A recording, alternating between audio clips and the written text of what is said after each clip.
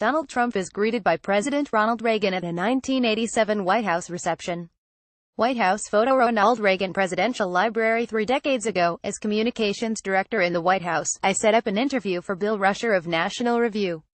Among his first questions to President Reagan was to ask him to assess the political importance of Barry Goldwater. Said Reagan, "I guess you could call him the John the Baptist of our movement." I resisted the temptation to lean in and ask, "Sir, if Barry Goldwater is John the Baptist, who would that make you?" What brings the moment back is Laura Ingraham's new book, Billionaire at the Barricades: The Populist Revolution from Reagan to Trump. Thesis: Donald Trump is a conservative populist and direct descendant and rightful heir to Ronald Reagan. To never-Trumpers, this is pure blasphemy. Yet the similarities are there. Both men were outsiders, and neither a career politician. Raised Democratic, Reagan had been a Hollywood actor, union leader and voice of GE, before running for governor of California. Trump is out of Queens, a builder businessman in a Democratic city whose Republican credentials were suspect at best when he rode down that elevator at Trump Tower. Both took on the Republican establishment of their day, and humiliated it. Among the signature issues of Trumpian populism is economic nationalism, a new trade policy designed to prosper Americans first. Reagan preached free trade, but when Harley-Davidson was in danger of going under because of Japanese dumping of big bikes, he slammed a 50% tariff on Japanese motorcycles. Though a free trader by philosophy, Reagan was at heart an economic patriot. He accepted an amnesty written by Congress for 3 million people in the country illegally, but Reagan also warned prophetically that a country that can't control its borders isn't really a country anymore. Reagan and Trump both embraced the Eisenhower doctrine of peace through strength. And, like Ike, both built up the military. Both also believed in cutting tax rates to stimulate the economy and balance the federal budget through rising revenues rather than cutting programs like Medicare and Social Security. Both believed in engaging with the superpower rival of the day, the Soviet Union in Reagan's day, Russia and China in Trump's time.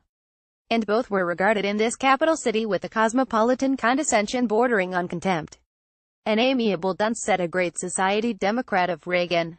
The awesome victories Reagan rolled up, a 44-state landslide in 1980 and a 49-state landslide in 1984, induced some second thoughts among Beltway elites about whether they truly spoke for America. Trump's sweep of the primaries and startling triumph in the Electoral College caused the same consternation. However, as the Great Depression, New Deal and World War II represented a continental divide in history between what came before and what came after, so, too, did the end of the Cold War and the Reagan era.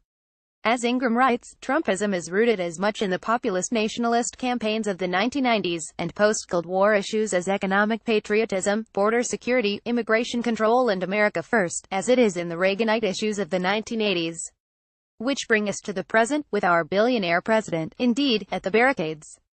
The differences between Trump in his first year and Reagan in 1981 are stark. Reagan had won a landslide. The attempt on his life in April and the grace with which he conducted himself had earned him a place in the hearts of his countrymen. He not only showed spine in giving the air traffic controllers 48 hours to get back to work, and then discharging them when they defied him, he enacted the largest tax cut in U.S. history, with the aid of bull-weevil Democrats in the House. Coming up on 1 year since his election, Trump is besieged by a hostile press and united Democratic Party. This city hates him. While his executive actions are impressive, his legislative accomplishments are not. His approval ratings have lingered in the mid-30s. He has lost half a dozen senior members of his original White House staff, clashed openly with his own cabinet and is at war with GOP leaders on the Hill. Moreover, we seem close to war with North Korea. That would be no cakewalk. And the president appears determined to tear up the Obama nuclear deal with Iran that his own national security team believes is in the national interest. Reagan was, as Trump claimed to be, an anti-interventionist. Reagan had no wish to be a war president. His dream was to rid the world of nuclear weapons.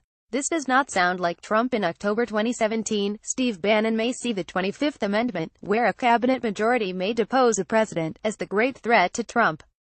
But it is far more likely that a major war would do for the Trump presidency and his place in history what it did for Presidents Wilson, Truman, LBJ and George W. Bush. Patrick J. Buchanan is the author of a new book, Nixon's White House Wars: The Battles That Made and Broke a President and Divided America Forever. Donate.